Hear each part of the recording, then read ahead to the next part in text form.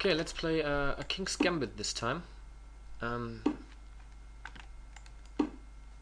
We sacrifice a pawn, and what we want to get in exchange is some more play in the center.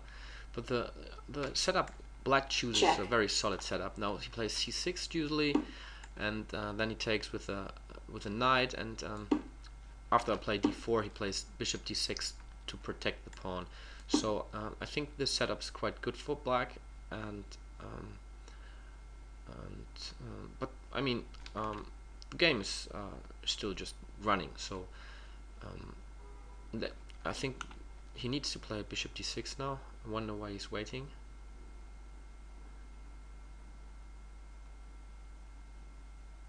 Because he wants to keep the pawn here on f4.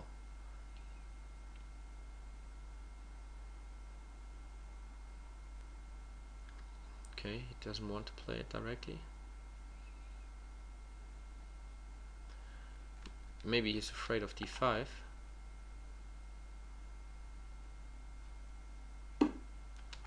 Okay.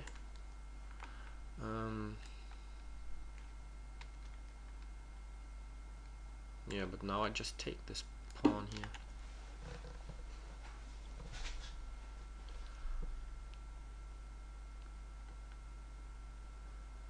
I like my position very much, because I will have pressure here on the f-file.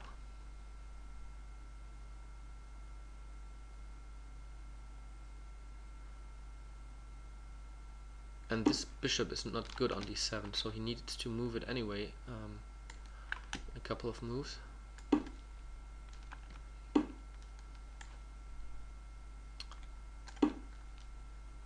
So the opening is just over, and now we can try to strengthen our position. The bishop is not good here anymore. It's better on c4 or d3, so I will move it in the next moves. What I don't like him to play is something like knight b4, knight d5, so maybe I should play a3, because knights are very good on d5.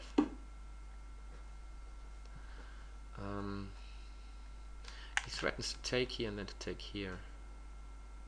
Just wonder what happens if I play d5 and then d6.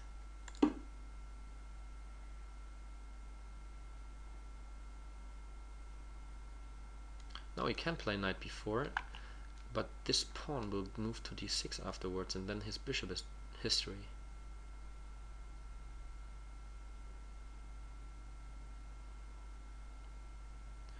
So this pawn is a very strong pawn, because there's no black pawn that can stop him. Let's move.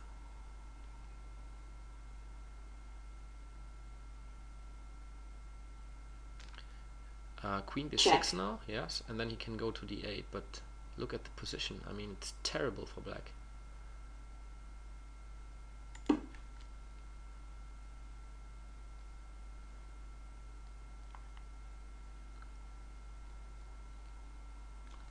And this bishop is really doesn't like the place d8, because what does he want to do there? He can't go to c7, he can't go to e7, so yeah, it's a bad position. And I think the next move will be a3, because I don't like this knight to stay here longer.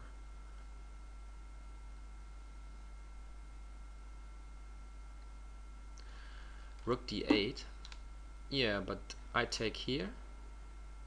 Black resigns. Yeah, this was a tactical mistake. Black just oversaw that this is not really like a pin. I can move the pawn, because if I take here the bishop, first of all I win the bishop. Then he takes my queen, but I don't need to take back directly. I can take the other rook first. So I take with the pawn here, he takes my queen, I take with the pawn the rook, and I exchange the rook or promote him into a queen, check, so he needs to take. And then afterwards I will take the rook here with my rook on a1, for example. So in exchange for a pawn and a queen, I get 2 rooks and a bishop, which is very good for me. So this is why Black resigned, and I think this was okay. But I mean, the whole game was very short, and I think there was just one move which was really like a bad move, so to say. The whole opening is theory, Check. and it's a good variation from black's side, so I think it's good how he played. But bishop d7 is a mistake. He can also play. I mean, he can play queen e7 also, yeah, just to get rid of the queens. But bishop d7 is much too slow.